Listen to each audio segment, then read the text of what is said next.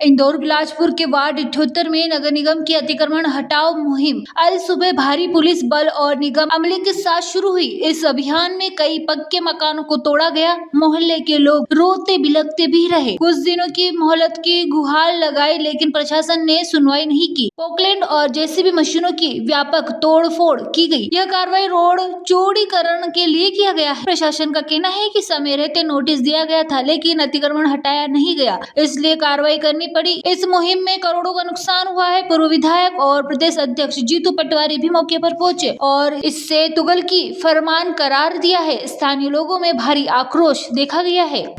जबकि नगर निगम ने अतिक्रमण हटाने के लिए जबरदस्ती इन जनता को बेबस कर दिया। आप आगे देखना। आपका भी कोई दुकान नहीं? मैं तो इस क्षेत्र वार्ड का प्रतिनिधि हूँ। मैंने वार्ड इस वार्ड से चुनाव लड़ा था, पप्पू पटवारी हूँ। तो मैं आया, आज ये जनता बेबस हो गई, किसी को समय नहीं दिया, मौका नहीं दिया और जमीन तोड़ रहे हैं। ठीक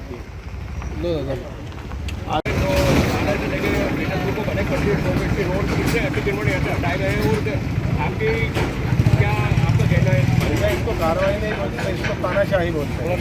कार्रवाई होती थी, नोटिस देते 10-20 दिन पहले, फिर उनको टाइम देते। ये तो एक दिन का छोड़ा है, एक दिन का टाइम दिया है, तो एक दिन वो भी संडे का, जिस दिन कोर्ट बंद रहता है, इसके अलावा टाइम ही नहीं दिया। सबसे बड़ा सवाल ये है कि लगातार यहाँ पर तो क्या उसके बाद हमारा जो कई लोगों ने जो है स्वेच्छा से अपने स्वेच्छा से हम भी तोड़ रहे हैं, हमको दिक्कत नहीं है कुछ, पर ये टाइम तो देना चाहिए। आपको बोलेंगे कि एक दिन में बच्चा पैदा करोगे क्या? हो सकता है क्या?